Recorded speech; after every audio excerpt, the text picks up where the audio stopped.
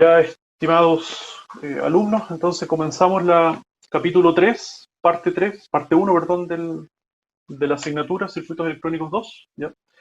Y vamos a hacer un breve repaso, breve, siempre digo breve, al final me extiendo una hora, de análisis de circuitos transistorizados en DC, la polarización de los transistores bipolares, ¿ya? Eso entiendo que ustedes algo vieron en la asignatura anterior, en Circuitos Electrónicos 1, pero no está de más repasar un poquito la polarización para que después veamos a la segunda parte, que es eh, utilizar los transistores bipolares para amplificación, ¿ya? Entonces, partamos. Vamos a hacer esto, déjalo por acá, para que no molestes. Ya, ahí por lo menos tengo dos pantallas, así que dejo las cosas en la otra pantalla. Ok.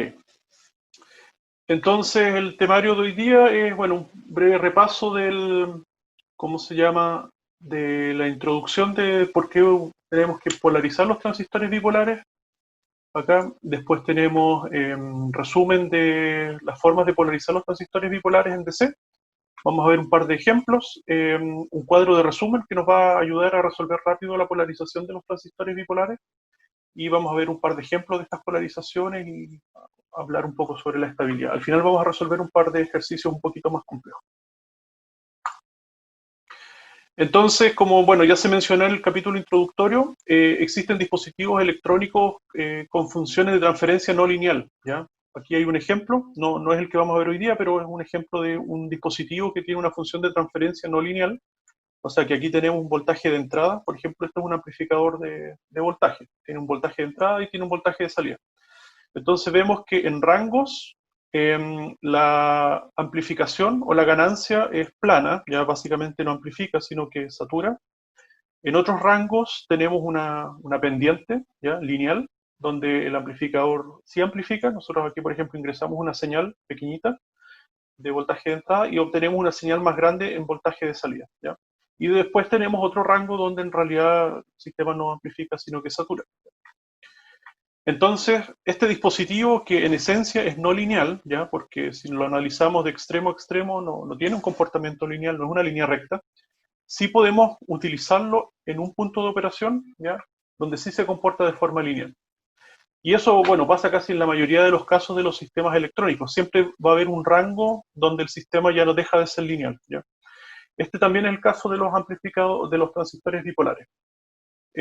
Si analizamos el circuito de polarización, que es el equivalente a lo que está aquí a la derecha, vemos entonces de que utilizar el dispositivo en este punto de operación Q, ¿ya?, implica entonces que, ¿cómo se llama?, de que yo tengo que aplicar una tensión constante, ¿ya?, de voltaje, un voltaje aquí que se representa con V1, es un voltaje constante, para poder llevar a mi señal alterna a ese punto de operación. Y luego yo aplico la señal alterna, que se representa con el V cursiva I, ¿ya?, que es la señal alterna, ¿ya?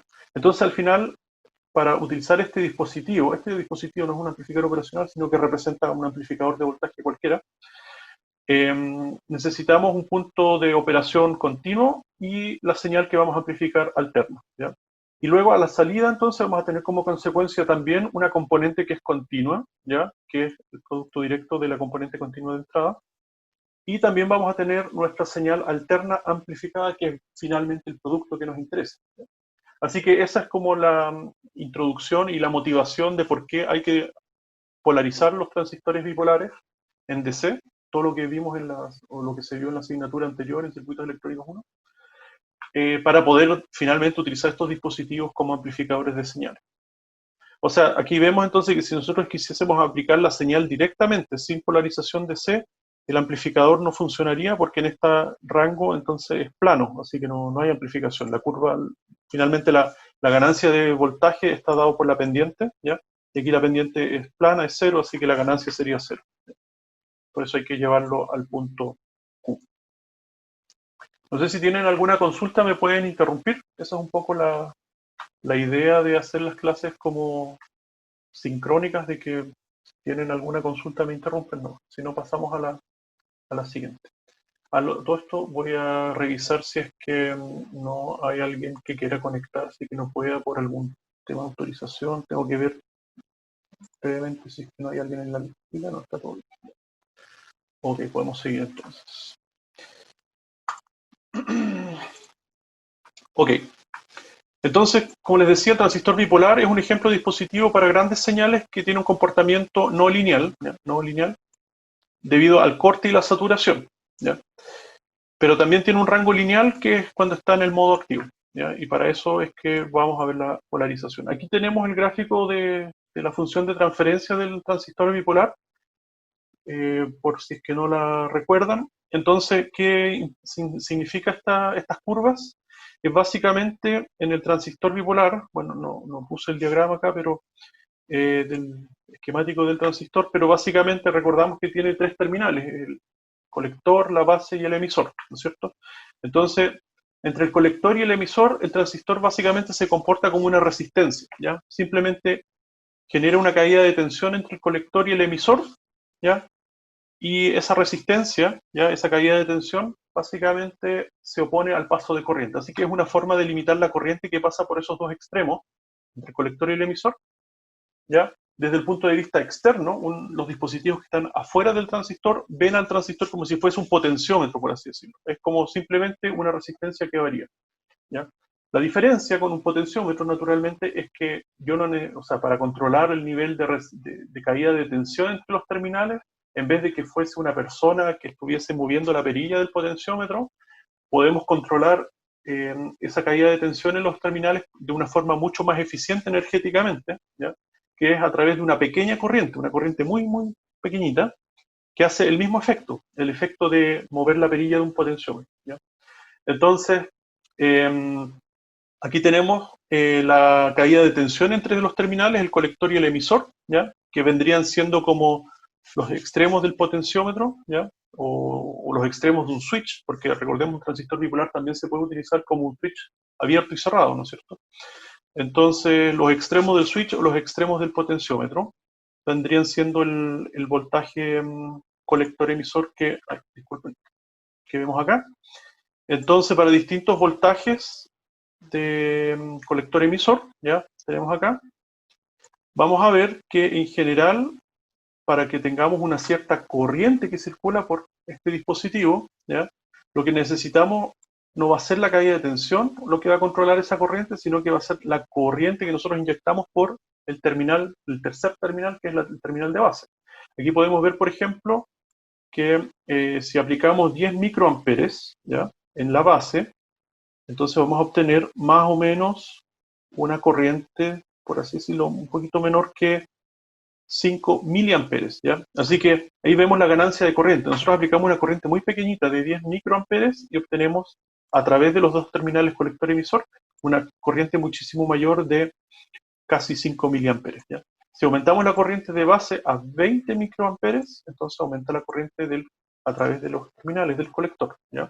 Y así que podemos ver que a medida que aumentamos la corriente de base o disminuimos la corriente de base, vamos a tener un efecto inmediato sobre la corriente que pasa a través de los terminales, ¿ya? Que se grafica como corriente de colector. Acá, corriente de colector. Y que la caída de tensión en colector y emisor en realidad no afecta tanto ya la corriente que circula. ¿Ya? Ahí está.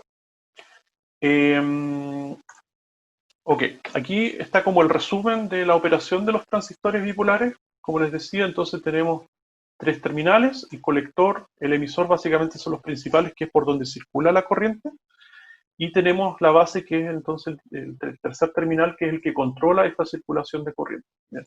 La analogía que yo le había mencionado anteriormente de que esto se comporta desde el punto de vista externo, desde los elementos externos como un potenciómetro, la otra diferencia con un potenciómetro es que el potenciómetro finalmente lo que controla es su resistencia interna, ¿ya? Y debido a esa resistencia interna va a cambiar la caída de tensión debido a otras resistencias externas que hacen un divisor de tensión, ¿ya? Y eso finalmente como consecuencia va a tener un cambio en la corriente que circula por el potenciómetro. Pero en un transistor bipolar nos ahorramos varios pasos y el transistor bipolar lo que hace en realidad es controlar la corriente directamente, ¿ya? Sin importar cuál es la caída de tensión entre los extremos. De alguna forma, el transistor bipolar mide su corriente que está circulando, su corriente interna, y luego genera una caída de tensión en los extremos consistente con esa corriente que está controlando, ¿ya? Es como la secuencia de control es distinta, ¿ya? Lo que se controla en el transistor bipolar es directamente corriente, ¿ya? Y como consecuencia se ve afuera en los extremos del transistor bipolar, entre el colector y el emisor, una caída de tensión. Pero lo importante y lo que sí tienen en común con el potenciómetro es que los dos son elementos pasivos, ¿ya? ¿Qué significa? Que un elemento pasivo solamente puede consumir energía o disipar potencia, ¿ya? No puede crear energía, ¿ya? O, en otras palabras, si es que nosotros generamos una caída de tensión entre el colector y el emisor, la corriente solamente puede circular en ese sentido con tal de que el producto B por I genere una potencia positiva, que significa disipación de potencia o transformación de potencia eléctrica en potencia calórica, por ejemplo, ¿ya? Ok, entonces tenemos el primer caso es el transistor bipolar tipo NPN, ¿ya? Que es el que estamos más familiarizados, donde el colector está al potencial más elevado. Después tenemos la base que está a un potencial intermedio. La base, para que el transistor funcione en el modo activo, que vamos a ver a continuación, no puede tener un potencial mayor que el colector. Si la base tiene un potencial, un voltaje mayor que el colector, entonces el transistor se va a saturar, ¿ya? Entonces, tenemos un voltaje en el colector, que cualquiera, ¿ya? La base va a haber un voltaje un poquito menor, y entre la base y el emisor va a haber una caída de tensión que en general es constante debido a la juntura directa que hay entre la base y el emisor, ¿ya? PN, recordemos que es un transistor NPN, así que el N es el colector, el P es la base y el N es el emisor. Así que entre base y emisor tenemos una juntura PN, que es un diodo básicamente, ¿ya? Así que por aquí el diodo conduce en directa, y cuando está conduciendo en directa, entonces tenemos una caída de 0,7 volts, ¿ya? Que es lo que básicamente anotamos acá.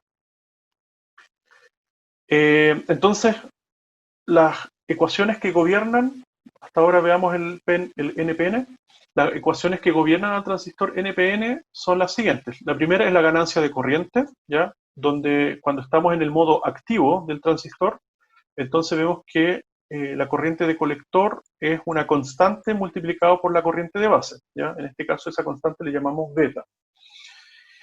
La otra ecuación que gobierna el transistor es la sumatoria de corrientes, es el Kirchhoff de corriente, donde decimos que la corriente que circula por el emisor es igual a la suma de la corriente de base y la de colector.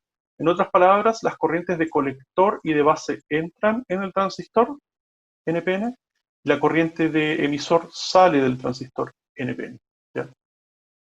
Así que esa sumatoria siempre tiene que dar cero finalmente. Las corrientes que entran tienen que ser iguales a las que salen, ¿ya? Y por último, que la corriente de emisor, esto se deriva de las dos ecuaciones anteriores, la corriente de emisor entonces es igual a beta más una vez la corriente de base, ¿ya? Esa una vez en realidad es la misma corriente de base que está acá. Cuando reemplazamos el IC con el beta por IB, acá en esta ecuación, entonces nos damos cuenta que al factorizar el IB nos queda beta más 1, ¿ya? Así que con estas tres ecuaciones, en realidad dos ecuaciones, ¿ya? Podemos básicamente calcular todos los puntos de operación del transistor bipolar en DC, ¿ya? Sin mayores inconvenientes. Y aquí está lo otro, entonces, para estar en modo activo necesitamos además, o sea, vamos a suponer que la caída de tensión entre la base y el emisor es de 0,7 volts, ¿ya? Aquí, siempre que estemos en modo activo, aquí van a haber 0,7 volts. Y además que la corriente la tensión, perdón, de colector tiene que ser mayor que la de base, ¿ya? O que la tensión colector base tiene que ser mayor que cero, ¿ya? Ok, no sé si hay alguna consulta hasta ahora.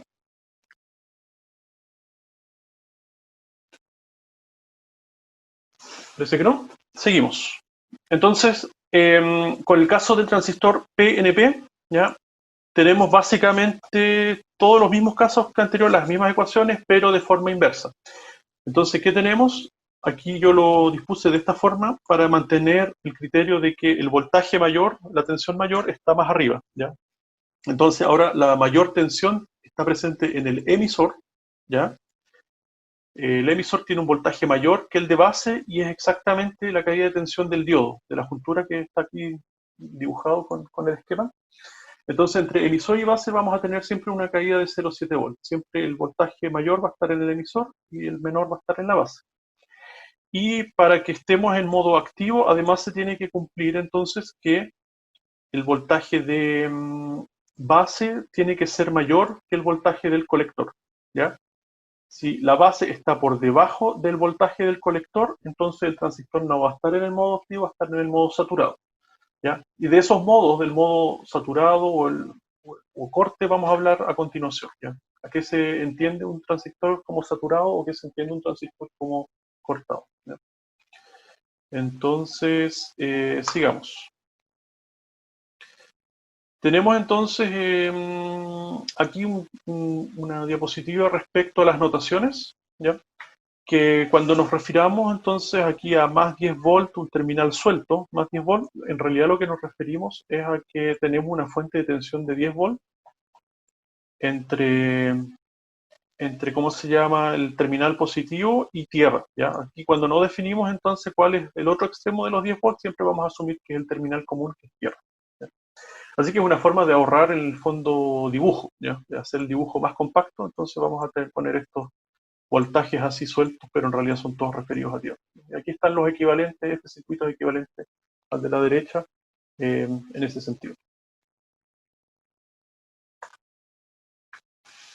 Ya, entonces ahora veamos un cuadro de resumen de polarización de los transistores. Esto está en el libro Boylestad, ¿ya? Aquí el libro Boylestad hace la categoría, o sea, clasifica los transistores según cómo están polarizados en sus resistencias, ¿ya? O cómo están configuradas las resistencias en torno al transistor para describir las ecuaciones que gobiernan a esa configuración, ¿ya? Entonces, la configuración que se ve al principio aquí en este cuadro, podemos observar que tenemos una resistencia de colector y tenemos una resistencia de base, ¿ya?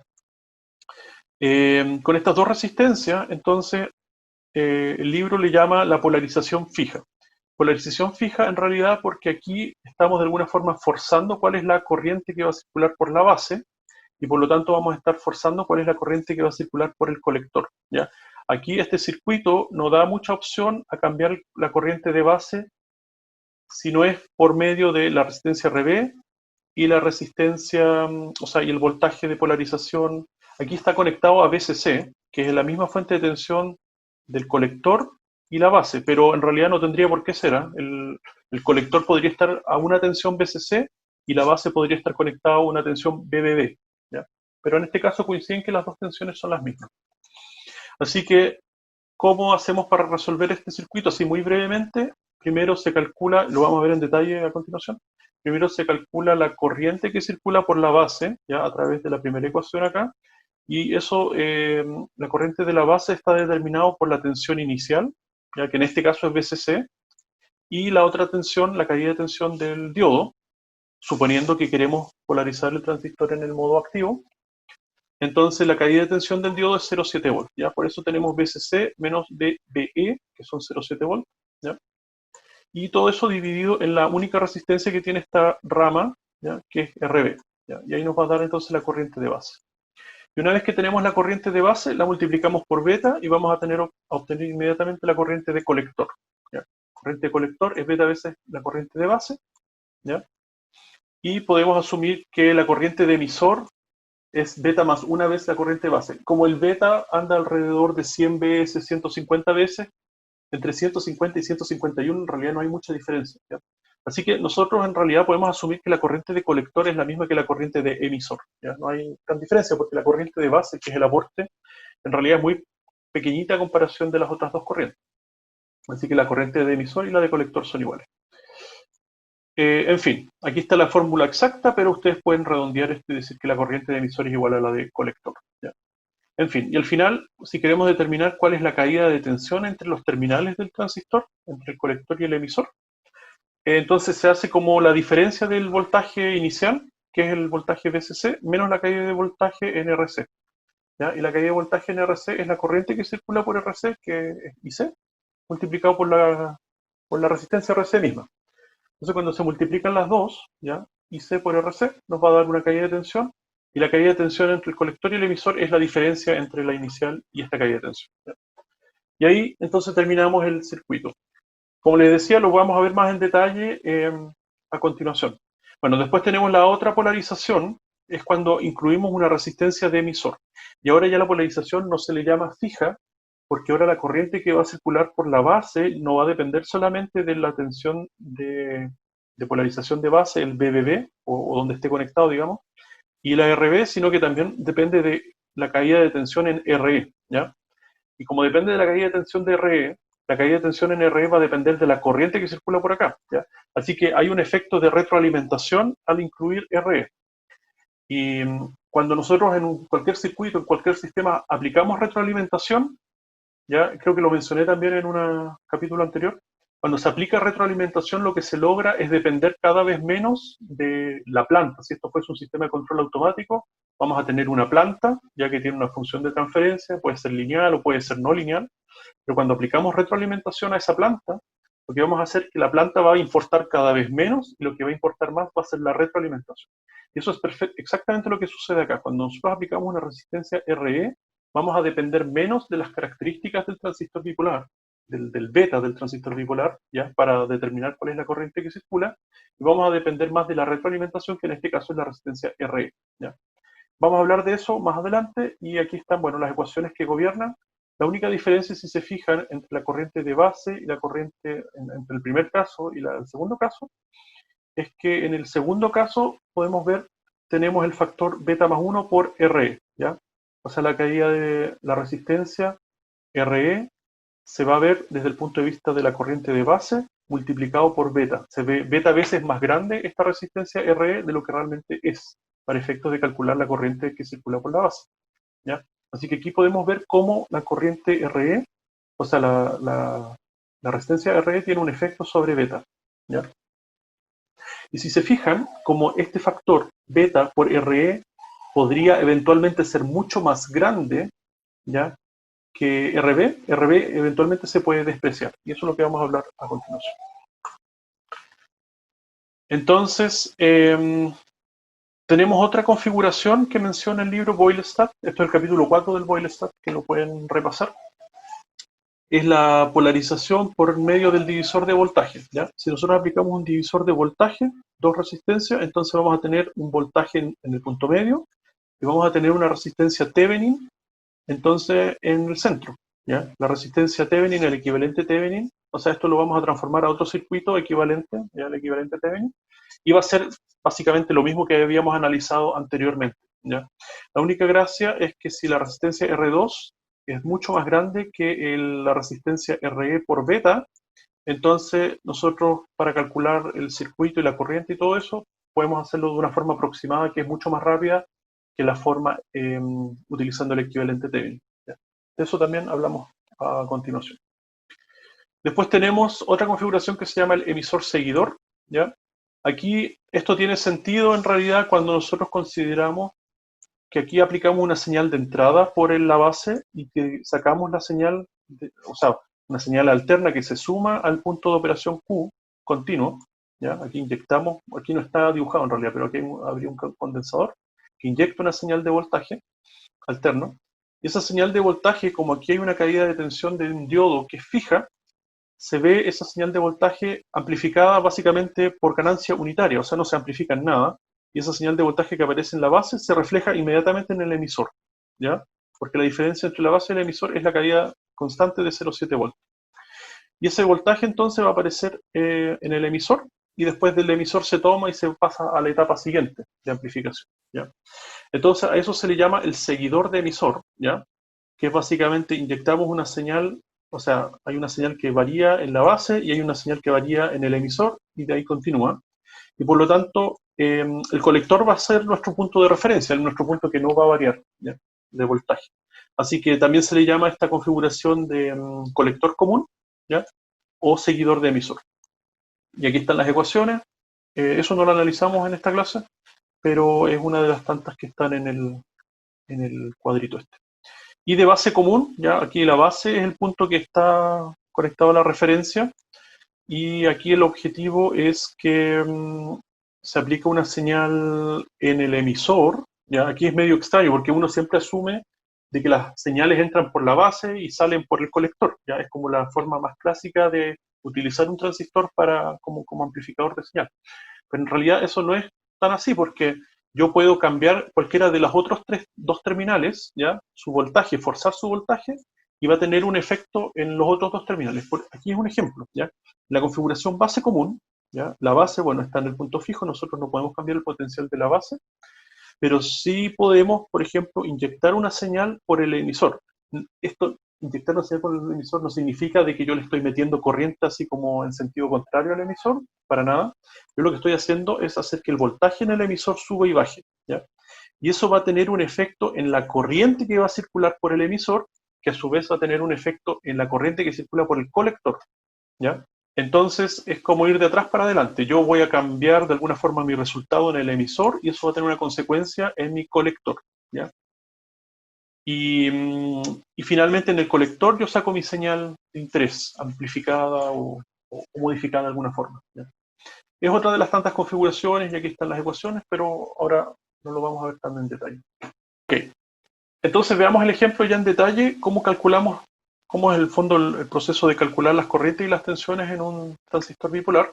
Esta es una de las configuraciones clásicas donde tenemos una tensión por la base y luego tenemos que calcular el resto. Entonces, en este caso nos dicen que la tensión en la base es fija, son 4 volts en la base, ya aquí no hay una resistencia RB, aquí tenemos la tensión directo en base, que no es muy típico, ¿eh? Pero bueno, así es como el primer ejercicio que aparece en el libro Cedra-Smith, así que vamos a partir de acá.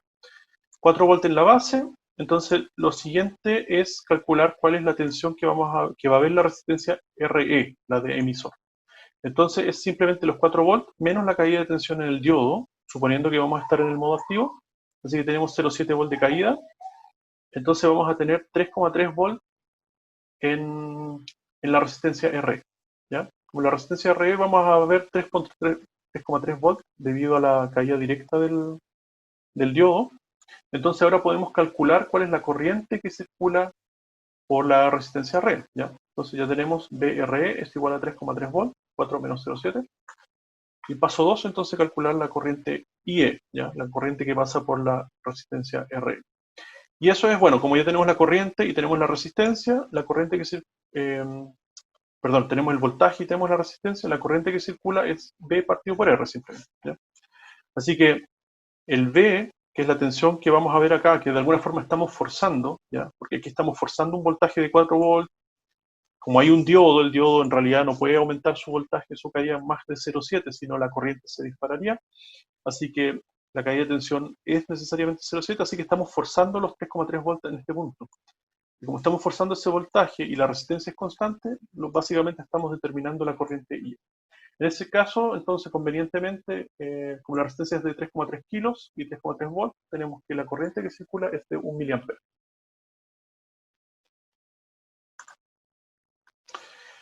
Luego, entonces, dado que la corriente de colector es prácticamente lo mismo que la corriente de emisor, ¿ya? Entonces tenemos corriente, bueno, en este caso lo calculamos exactamente. Suponemos un beta de 100, ¿ya? Para efectos académicos y didácticos, 100 veces.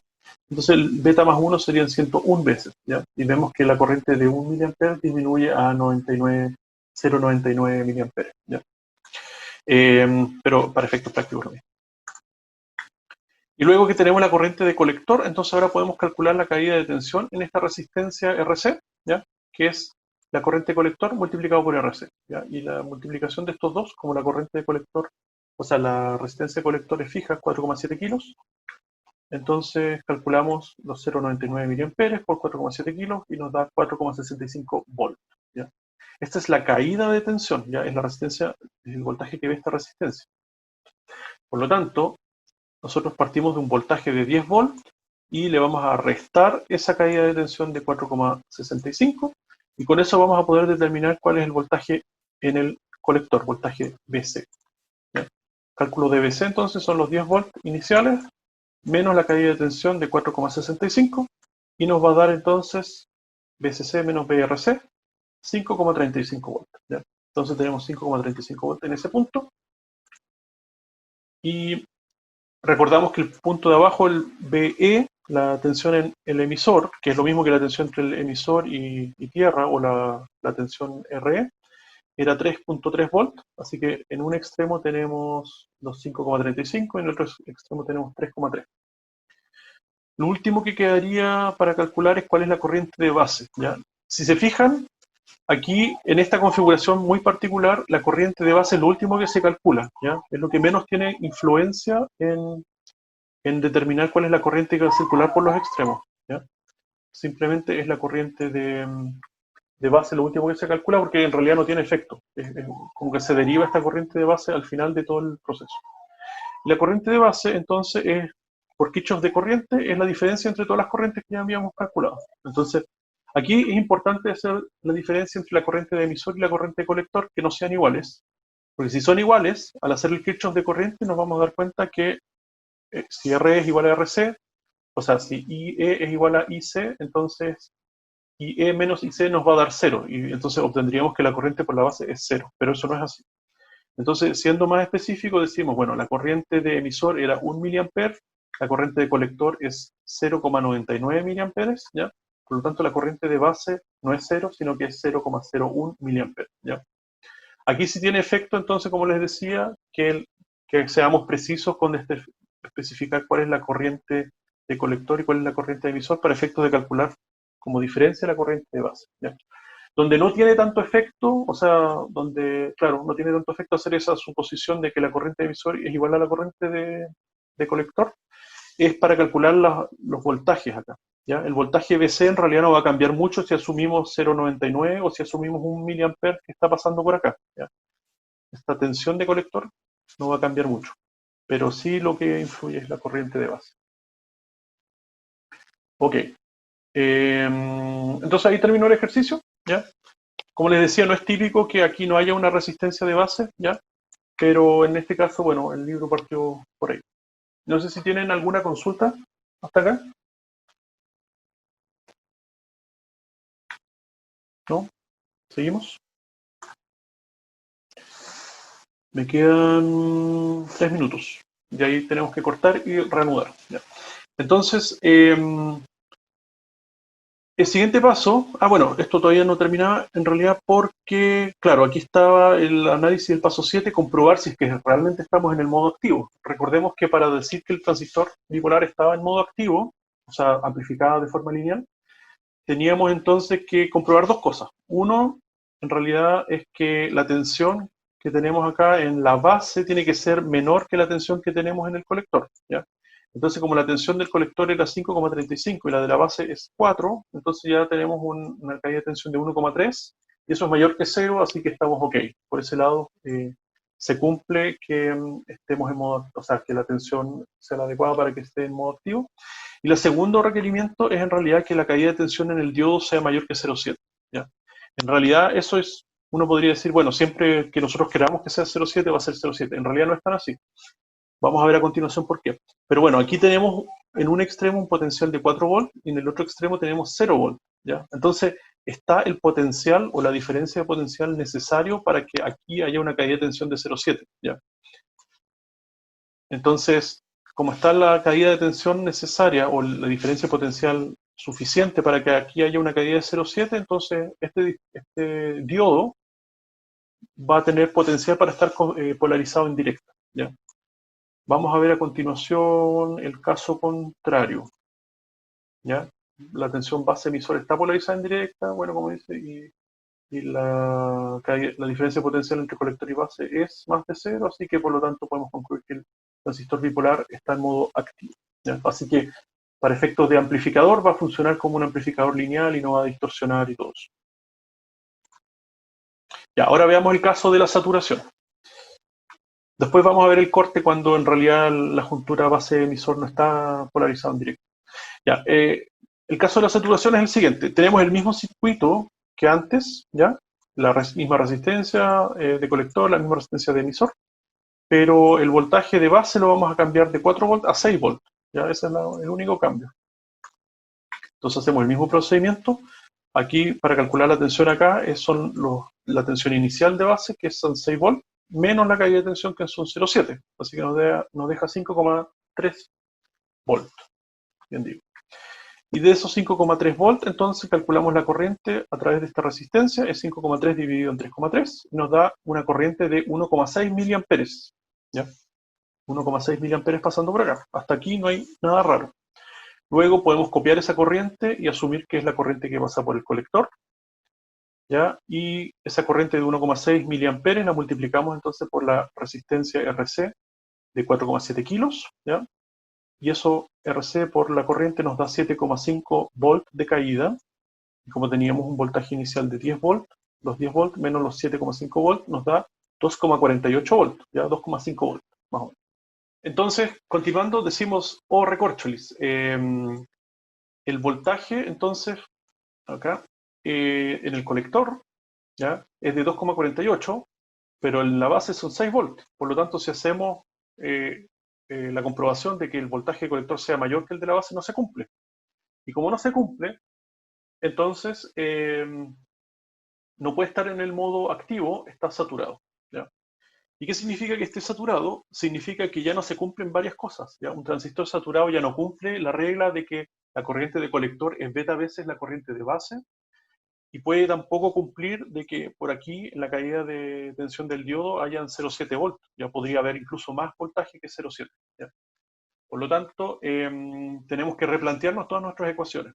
Pero antes que hacer esas cosas, ese análisis más complejo, en realidad hay un análisis súper sencillo que se puede hacer a priori para saber al tiro cuál es, si un transistor está saturado o no. Y es sin tener que llegar a este punto, digamos. Y es el siguiente, ¿ya? Es calcular cuál es la corriente máxima que podría pasar por acá, por esta rama, ya por el colector, independiente al transistor. De hecho, si yo hago un cortocircuito entre el colector y el emisor, ¿ya? O mejor dicho, saco el transistor de este circuito y lo reemplazo por un cortocircuito, ¿ya? ¿Qué voy a tener? Voy a tener los 10 volts de fuente, voy a tener en el otro extremo los 0 volts y voy a tener dos resistencias, RC y RE. Entonces la pregunta es, bueno, ¿cuál es la corriente máxima que circularía si aquí hubiese un cortocircuito? ¿Ya? Y hago en ese análisis, bueno, el potencial, el voltaje serían 10 volts y la resistencia total serían, bueno, 4,7 más 3,3 nos da 8 kilos. ¿Ya? Entonces los 10 volts dividido en 8 kilos nos da una corriente de 1,25 miliamperes. ¿Ya? ¿Qué significa eso? Que en realidad el transistor, como es un elemento pasivo, no, ahí sí, ya. Dejamos ahí. El transistor, entonces, como es un elemento pasivo, no puede generar un voltaje mayor que el voltaje que está en los extremos, ¿ya? Por lo tanto, no puede generar mayor corriente que la que habría si es que el transistor se comportase como un cortocircuito, ¿ya? Si el transistor entonces se comporta como un cortocircuito, la corriente que circula máxima ya no va a depender del transistor, va a depender de los elementos externos. Y los elementos externos son estas dos resistencias, el RC y el RE. Por lo tanto, debido a los componentes externos, la corriente máxima que circula por esta rama van a ser 1,25 miliamperes. Y como son 1,25 miliamperes, el transistor ya no puede hacer nada para que circule más corriente que 1,25 miliamperes. Por lo tanto, cuando la corriente de base, por así decirlo, o la polarización por la base, de alguna forma nos indica que la corriente debiese ser mayor a 1,25 miliamperes, el transistor dice, bueno, yo en realidad aquí mi caída de voltaje, de tensión entre mis extremos es la mínima, es lo más que puedo hacer para que circule más corriente y más que eso no puedo hacer. ¿Ya? Así que el transistor se satura, se declara incompetente, como dice ya, bueno, más que 1,25 no puede circular, así que el transistor en realidad se satura. ¿Ya? Esa es la saturación. Básicamente, cuando uno le pide al transistor que entregue más corriente de la que puede, considerando que el transistor es un dispositivo pasivo y no es un elemento activo que puede generar en el fondo un potencial para que circule más corriente. ¿Ya? Otra forma de verlo, cuando uno le pide más corriente de la que está determinado por los elementos externos, otra forma de verlo es pensar de que el transistor presentase una resistencia negativa. ¿Ya? Nosotros sabemos que no hay resistencias negativas en los componentes pasivos, ¿ya? Todas las resistencias son positivas, todas las resistencias disipan calor, no es que absorban energía o entreguen energía. Así que eso, ¿ya? Así que una buena práctica cuando uno va, antes de tirarse de cabeza a resolver el transistor, o sea, el circuito del transistor bipolar, es primero al tiro preguntarse cuál es la corriente máxima que puede circular por esta rama, por el colector o por el emisor. Y para eso simplemente un cortocircuito, el voltaje máximo 10 volts dividido en las dos resistencias me va a dar entonces 1,25 y de ahí anoto ese resultado, la corriente de colector máxima o de saturación es de 1,25 y de ahí me pongo a resolver todo el tema. Entonces, aquí calculo la primera corriente que es de 1,6 y al tiro digo, no, pues no puede ser 1,6 miliamperes porque en realidad el máximo es 1,25. Y ahí yo paro y digo, esta cuestión está saturada. Así que hago las modificaciones respectivas. Bueno, entonces aquí termina el ejercicio. En realidad yo digo, el transistor está saturado y ya no tiene mucho sentido ponerse a analizar, bueno, si está saturado, cuánto es realmente el voltaje que hay en el emisor y cuánto es realmente el voltaje que hay en el colector. En realidad, no, ¿para qué? Si en realidad el transistor o el circuito como está en esas condiciones ya no nos sirve para amplificar señales. ¿Ya? Así que lo dejamos ahí, ¿no? Y eso, entonces, cuando está saturado no se cumple ni que la relación lineal entre la corriente de base y la de colector, y también puede que no se cumpla que la corriente, o sea, la tensión base emisor sea en 0,7, podría ser mayor voltaje que eso. Y otra forma de verlo, de ver la saturación, es que el transistor se comporta como un interruptor cerrado, ¿ya? Entre el colector y el emisor, ¿ya? O sea, mientras está en la zona activa, es un potenciómetro que varía linealmente su caída de tensión entre el colector y el emisor para generar una señal lineal, o sea, una señal sin saturación en el colector. Pero una vez que ya el transistor está totalmente saturado, es como que fuese un cortocircuito o un interruptor cerrado, y ahí el interruptor no se puede cerrar más de lo que ya está cerrado en realidad. Entonces ya no puede modificar la corriente que circula por sus extremos. Ya, ahora veamos el otro extremo, que es el transistor en corte. ¿Ya? Aquí tenemos entonces, de nuevo el mismo circuito. Tenemos los 10 volts de polarización, un RC de 4,7 kilos y el RE de 3,3 kilos. ¿Ya? Lo único que cambió nuevamente fue el voltaje de la base. ¿Ya? En la base entonces originalmente teníamos, ¿cuánto eran? ¿3 volts? No, 4 volts, sí, 4 volts. Después lo cambiamos a 6 volts y ahora lo cambiamos a 0 volts. ¿Ya? Entonces tenemos 0 volts en la base y en el otro extremo tenemos 0 volts en el emisor. ¿Ya? Esta tensión de acá. Entonces, partimos diciendo, bueno, si hay 0 volt aquí y hay 0 volt acá, en realidad hay 0 volt en toda esta rama, ¿ya? Así que en el punto medio también hay 0 volt, ¿ya? Y por lo tanto, aquí no podrían haber 0,7 volt de caída, ¿ya? Porque no hay en realidad el potencial suficiente entre los dos extremos para que aquí hubiese una caída de 0,7 volt. O sea, para que haya una caída de 0,7 volt, por lo menos entre los dos extremos tiene que haber un potencial de 0,7 volt, ¿ya? O sea, si aquí la tensión de base fuese 1 volt, ¿ya? Bueno, a ese volt le restamos los 0,7 y nos quedarían 0,3 en este punto. Entonces, si tenemos 2 volts, bueno, 2 volts menos 0,7 nos queda 1,3 y así. Pero si ni siquiera tenemos 0,7 volt, no tenemos a qué restarle los 0,7, ¿ya? Recordemos que en el emisor la corriente solamente puede fluir hacia abajo, ¿ya? Si nosotros, por ejemplo, decimos ya 0 volt, aquí hay una caída de 0,7 y entonces en este punto B debería haber menos 0,7 volt, ¿ya? No sé qué pasó. Ah, ya, ahí sí. Menos 0,7 volt, uno diría, no, no hay problema, aquí hay menos 0,7 volt. El problema sería que en ese caso, como tenemos 0 volt aquí en tierra y menos 0,7 volt, la corriente fluiría en el sentido opuesto, ¿ya? Y eso es contradictorio desde el punto de vista de que el emisor genera la corriente de arriba hacia abajo, o sea, del mayor potencial hacia el menor potencial, ¿ya? Por eso aquí no pueden haber menos 0,7 volt. Aquí en realidad la suposición inicial de que aquí hay una caída de 0,7 en realidad es falsa. ¿Y eso por qué? Entonces, porque recordemos que un diodo, para que se encienda, necesitamos el mínimo del voltaje de encendido, que son los 0,7 volts. A ver, un momentito, voy a... Ahí no. Ok, entonces, bueno, como tenemos un voltaje al otro extremo de 0 volt, eso sí, si el diodo no está encendido, bueno, por definición está apagado, y si está apagado, la corriente es cero y la caída de tensión es cero, ¿ya? Por lo tanto, si la corriente que circula por el diodo es cero, la corriente que circula por el emisor también va a ser cero. Y si esta corriente es cero, la caída de tensión en la resistencia R es cero también, ¿ya? Por el I por R. Entonces tenemos 0 volt acá, 0 volt en el otro extremo. Y hasta ahí es consistente en el sentido de que ok, está todo apagado, ¿ya? Entonces los voltajes que aparece aquí, el voltaje de aquí es el mismo de acá porque no hay caída de tensión, porque la corriente es cero.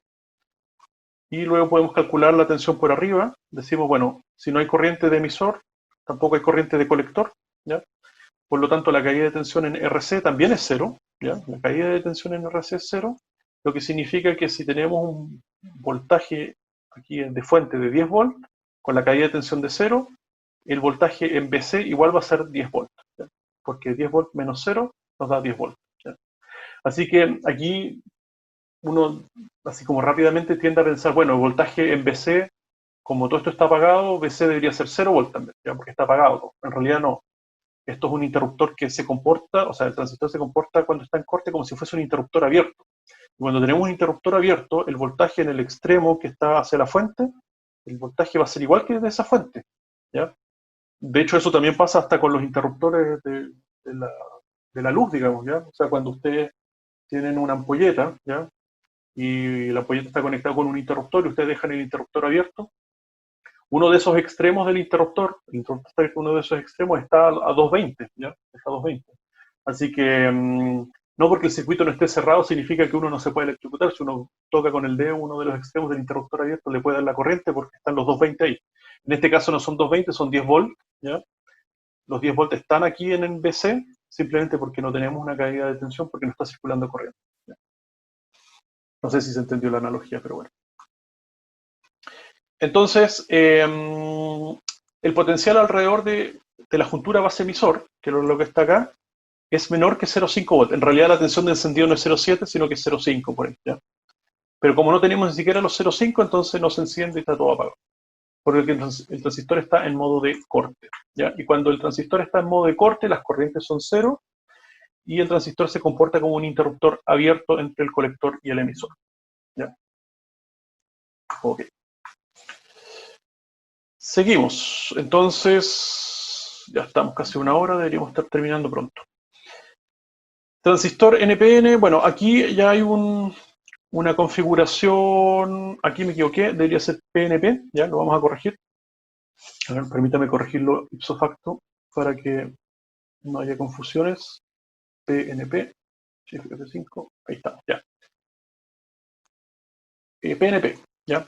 Aquí vamos a hacer el mismo análisis que antes, solamente que el transistor es PNP en vez de NPN.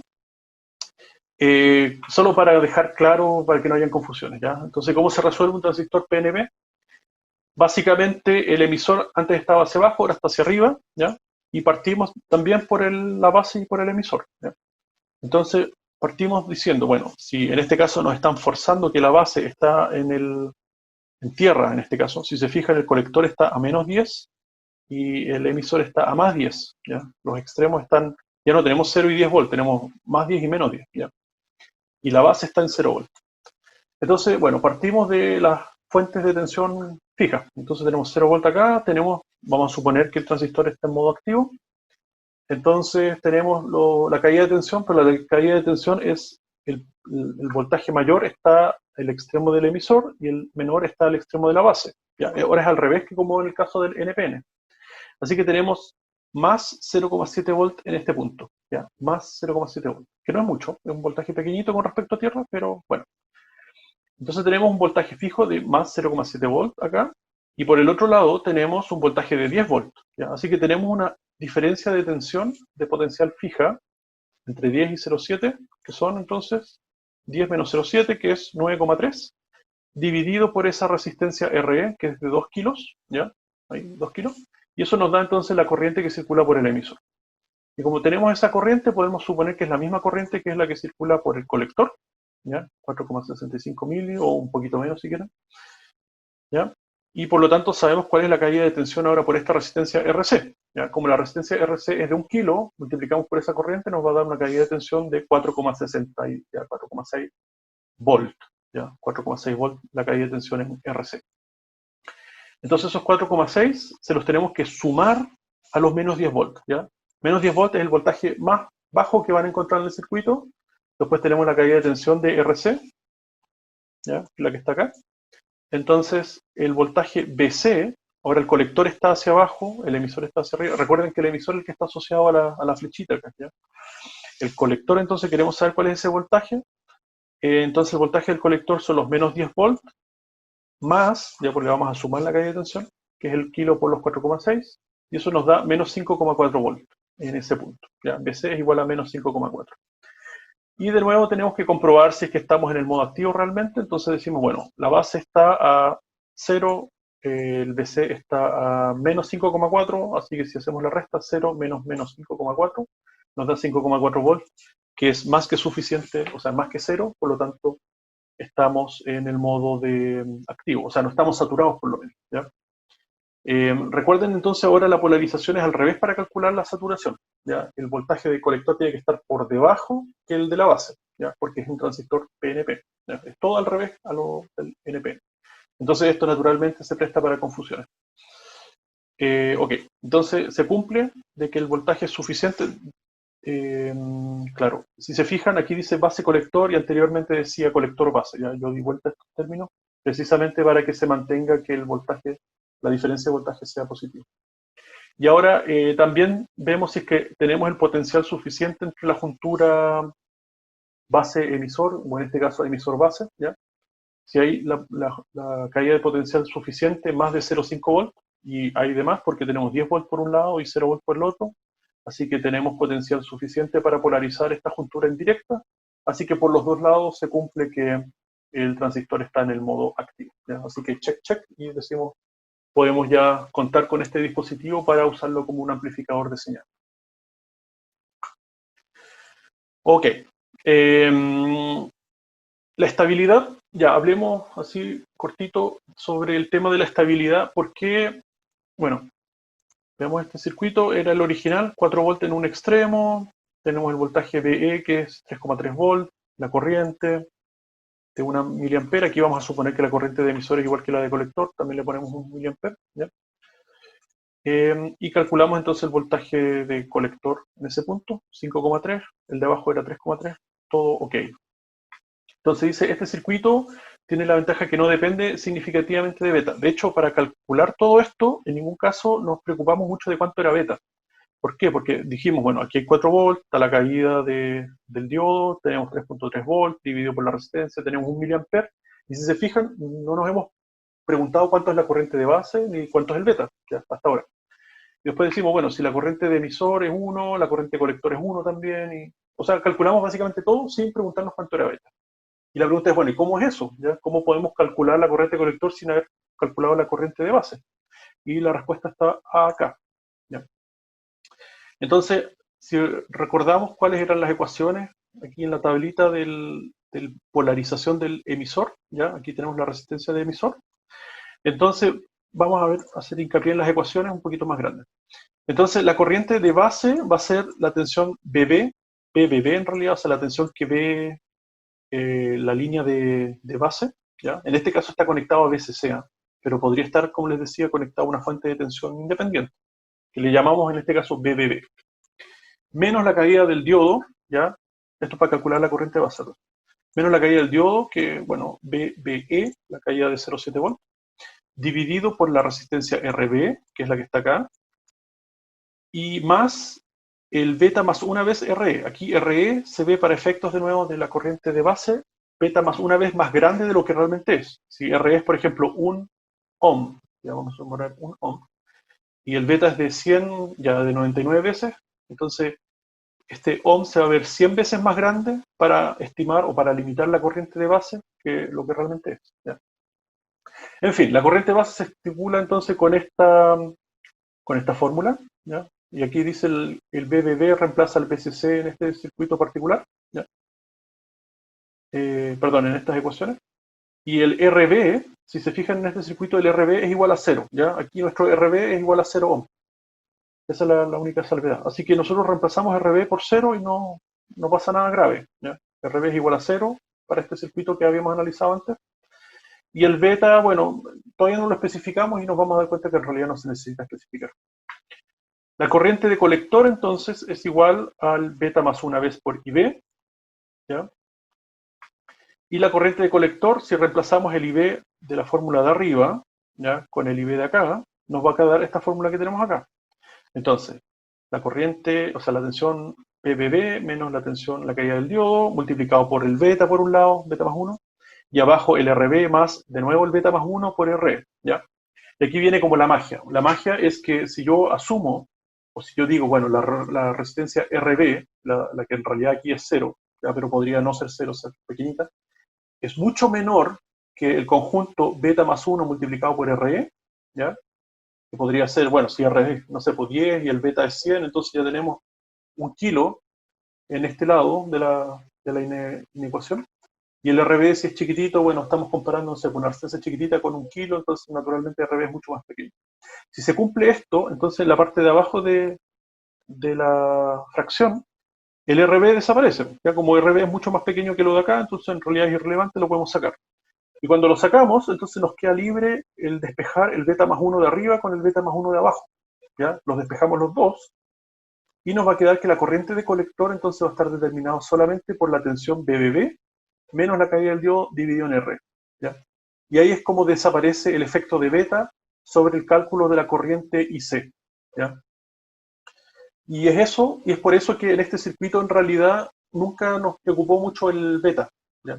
Porque en realidad para calcular beta no lo necesitamos, o sea, para calcular la corriente no necesitamos beta. ¿Ya? Y aquí está la demostración de por qué el beta desaparece, porque se cancela el de arriba con el de abajo. Y dicho sea de paso, bueno, con eso calculamos directamente IC, con estos tres términos, ¿ya? Este 0,7 siempre es 0,7, así que en realidad con estos dos términos.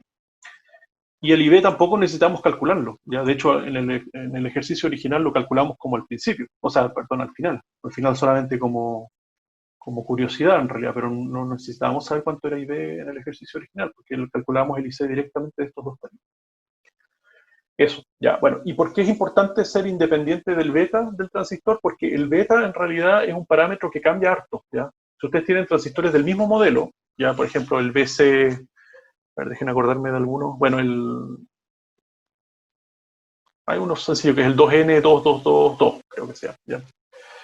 Ese transistor, ustedes compran el mismo transistor, el mismo modelo, compran, no sé, 100, y le miden el beta a cada uno de los 100, se van a dar cuenta que el beta tiene una varianza relativamente grande con respecto al beta nominal. Si ustedes van a la hoja de datos y ven cuál es el beta promedio del transistor, va a decir quizá el fabricante ya es 100 veces. Ok. Pero después miden los betas individuales y se dan cuenta que uno tiene en realidad 50, el otro tiene 150, el otro tiene 130, el otro tiene 70, el otro tiene 80, el otro tiene 120 y así, ¿ya? Entonces, en realidad hay una distribución relativamente ancha de betas en torno al nominal. Eso significa que si nosotros vamos a fabricar equipos, por ejemplo, amplificadores en masa, ¿ya? Nosotros no vamos a saber bien cuál es el beta exacto de ese circuito en particular. Entonces yo tengo que considerar que mi beta va a variar harto. Eso es por un lado. Y por el otro lado, tengo que considerar que beta varía en un mismo transistor con la temperatura, ¿ya? O sea, yo puedo tener un circuito a 25 grados y el beta puede ser 100. Y si yo ese circuito lo pongo en un case, en una cajita, y le pongo un transformador al lado, no sé, una fuente de poder, y esa fuente de poder se calienta un poco, ya la temperatura dentro del circuito no van a ser 25 grados, van a ser 50, 60 grados, por ejemplo, muy, muy típico. Y entonces el beta ya no es 100, el beta va a ser distinto. No recuerdo en este momento si el beta aumenta o disminuye con la temperatura, ¿ya? Pero va a variar harto, ¿ya? Entonces, más encima, el beta va a variar con la temperatura y con el dispositivo. Así que si uno quiere como diseñar un circuito y definir el punto de operación Q a priori, tiene que considerar que el beta va a cambiar un montón, ¿ya? Y es por eso que tenemos que hacer un circuito que sea independiente al beta, como el que estamos viendo acá.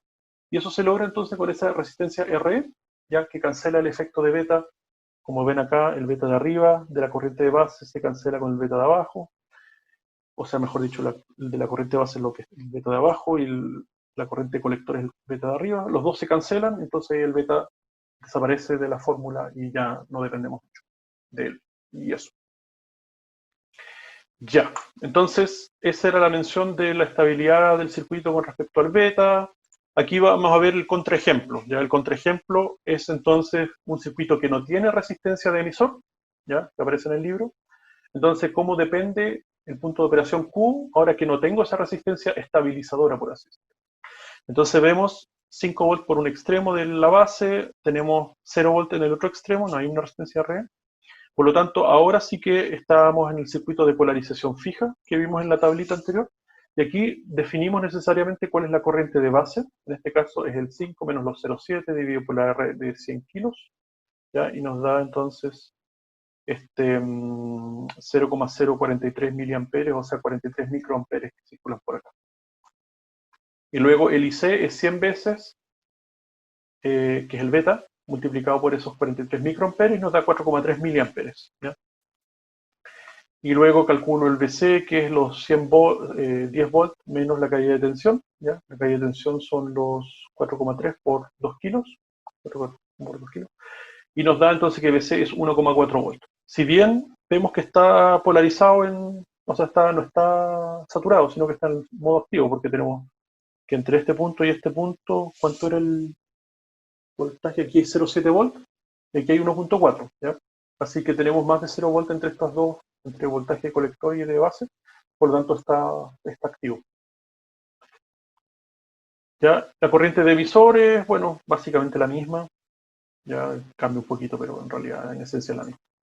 Ok, ya tenemos el punto Q. El punto Q entonces es que el voltaje colector-emisor o el voltaje colector, dado que el emisor está conectado a tierra, es de 1,4 volts y que la corriente que circula es de 4,3 miliamperes. ¿Ya? Entonces aquí asumimos un beta de 100 veces, acá está el beta, ¿ya? 100 veces. Y ahora la pregunta es, naturalmente, bueno, aquí dice, se observa que BC depende directamente de beta. ¿Ya? Ahí está el beta. ¿Cómo cambia, cuánto depende este circuito cuando yo le cambio el beta? ¿Ya? Entonces aquí hay un ejercicio que aparece en el libro. Vamos a hacerlo rapidito también. Entonces nos dice, rediseña el circuito que tenemos acá, ¿ya? Cambie el valor de RC. RC es 2 kilos en este momento. Y nos piden que el RC ahora sea otro valor, con tal de que si es que el beta cambia entre los rangos de 50 veces y 150 veces, el sistema no se sature, ¿ya? No se sature. En el caso anterior, nosotros cambiamos el beta un 10% solamente, o sea, de 100 lo cambiamos a 90 o a 110, no me acuerdo, y ya el transistor se saturaba, ¿ya? O sea, era súper crítico con el caso de beta. En este caso, bueno, tenemos que elegir un RC para que en cualquier caso no haya saturación. Entonces calculamos el BC en función de todos estos parámetros y nos damos cuenta que no. BC es igual a BCC menos la tensión BBB, que es 5 volts, menos 0,7, bla, bla, bla, por beta por RC, ¿ya? Y aquí es donde jugamos con los betas. Entonces la pregunta es, para que este sistema no se sature, ¿qué tenemos que preocuparnos? Bueno, que el voltaje del colector nunca sea igual al voltaje de la base, ¿ya? El voltaje de la base es 0,7 cuando está en activo, así que el voltaje del colector nunca sea menos que 0,7 volts, ¿ya? Así que el BC crítico van a ser 0,7 volts. Aquí reemplazamos todos los valores como están acá, ya, y el beta crítico, o sea, si nosotros analizamos esta fórmula, tenemos 10 menos toda esta fórmula de acá, y la pregunta es, ¿qué hace que el voltaje de colector baje? ¿Ya? ¿Qué es lo que hace que tienda a bajar? Es cuando beta aumenta, como es 10 menos bla bla bla por beta, cuando beta aumenta, entonces el voltaje colector baja. Entonces, como nosotros no queremos que baje más allá de 0,7, vamos a probar con el beta más crítico, que es el beta mayor, que es el de 150 veces, ¿ya? Entonces reemplazamos todo esto con 150 veces, despejamos el RC, nos queda RC a un lado y todos los otros valores acá, y el BC va a ser el BC crítico, que es los 0,7 como les decía, para que estos dos valores no sean iguales. Y eso nos da que RC, para que en ese caso crítico de un beta de 150 veces, RC tiene que ser a 1,44 kilos, ¿ya? Originalmente decía 2 kilos, pero eso con 150 veces de beta hace que el transistor se sature. Así que le bajamos al RC y ahora RC es 1,44 kilos, ¿ya? Así que ahí, incluso con el beta crítico de 150 veces, vamos a tener un voltaje crítico en BC de 0,7 volt y el transistor todavía va a estar en activo. Finalmente, ¿cómo se llama? Vemos el otro caso. ¿Qué pasa con el beta de 50? Bueno, utilizamos ahora el RC de 1,44 kilos, reemplazamos el beta por 50, donde decía 150, ahora lo reemplazamos por 50, en la fórmula de acá, de hecho, acá, el beta por 50 y el RC 1,44 kilos, y encontramos que BC nos da 6,9 volts, ¿ya? Y este ejercicio en realidad lo que busca es que los haga conscientes de qué tan sensible es el circuito con la variación de beta. Como les decía, beta entre 50 y 150 veces se ve, ¿ya? Son valores bastante plausibles. y vemos que nuestro punto de operación Q varía desde un mínimo de 0,7 volt a un máximo de 7 volt, ¿ya? O sea, varía 10 veces el voltaje en BC. Es súper crítico, ¿ya? Así que ahí nos dimos cuenta de, por otro lado, lo importante que es estabilizar el circuito con una R de emisor, ya para que no sucedan esas cosas. Ok. Después teníamos dos ejercicios que yo se los dejo de tarea en realidad a ustedes. Es un circuito para calcular también el punto de operación. Aquí tenemos entonces el transistor, pero con el método del divisor de voltaje, ¿ya? Entonces tienen dos formas. Una forma es calcular el circuito equivalente Thevenin de estas dos resistencias RB1 y RB2, ¿ya? Lo convertimos en una fuente de tensión Thevenin y en una fuente de una R Thevenin y calculamos el resto como lo sabemos. Y la otra es simplemente asumir que aquí hay un divisor de tensión entre estos dos y que en realidad la corriente que circula por acá no está determinado por esta resistencia, sino que está determinado solamente por el R, ¿ya? Podemos ver el caso, a ver qué hora tenemos. Ya. Podemos ver el caso clásico, digamos. Bueno, en realidad estamos pasando la hora, así que yo creo que eso lo dejo de tarea. Y el segundo caso es ya más complejo, ¿ya? Es el circuito que tenemos acá, donde hagamos lo siguiente, yo lo voy a resolver en el video, entonces después ustedes lo pueden repasar en el video cuando tengan tiempo y con calma, ¿ya? Entonces ahí no les quito tiempo ahora. El siguiente caso es este, donde ya tenemos dos circuitos acoplados. Como pueden ver, tenemos un circuito de divisor de tensión en la base, que va a determinar un punto Q, etcétera. Vamos a tener una corriente por aquí circulando, ¿ya? Y eso va a determinar un voltaje BC.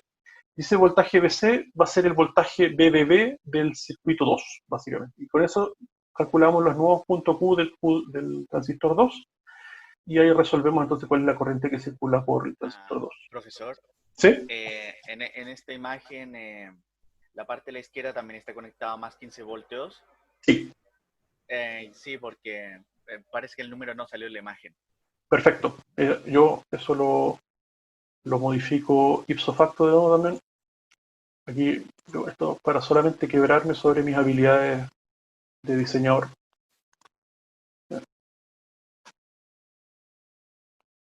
Ahí. Perdón. Ya, entonces ustedes ven ahí que el profesor tiene amplias habilidades de tecnología de la información. Ya, ahí quedó arreglado entonces. 15 volt, 15 volt, 15 volt. Gracias por la observación. Claro. Entonces ahí se resuelve por partes, se resuelve el primer circuito y después se resuelve el segundo circuito, y el segundo circuito necesita este punto BBB, o sea, BC, perdón, del primero, para utilizarlo como punto BBB del segundo. Y ahí se resuelve. Yo se lo resuelvo en el video, entonces ahí ustedes van a poder analizarlo con calma. Ya, chiquillos, entonces muchas gracias chiquillas, por atender hasta esta hora. En realidad ni sé qué hora deberíamos haber terminado.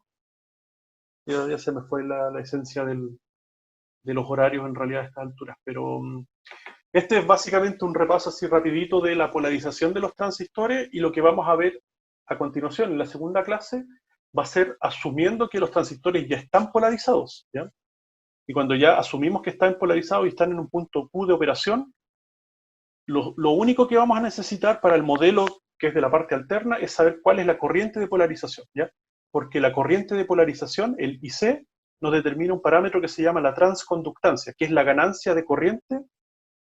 A ver, transconductancia es la ganancia de cuánta corriente entra por la base, ya debido a la señal, y cuánta voltaje sale a la salida del transistor, ¿ya? Que es básicamente el efecto de amplificación que estamos buscando.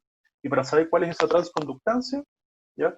Lo que necesitamos como parámetro de la parte DC es solamente saber cuál es la corriente IC de fija, digamos, ¿ya? El punto Q de operación, cuál es la corriente. Y de ahí en adelante ya no nos interesa nada más del punto de la polarización continua, y solamente vamos a ver un modelo alterno, ¿ya? Y ese se llama el modelo pi híbrido. Así que eso, no sé si tienen alguna consulta más hasta ahora.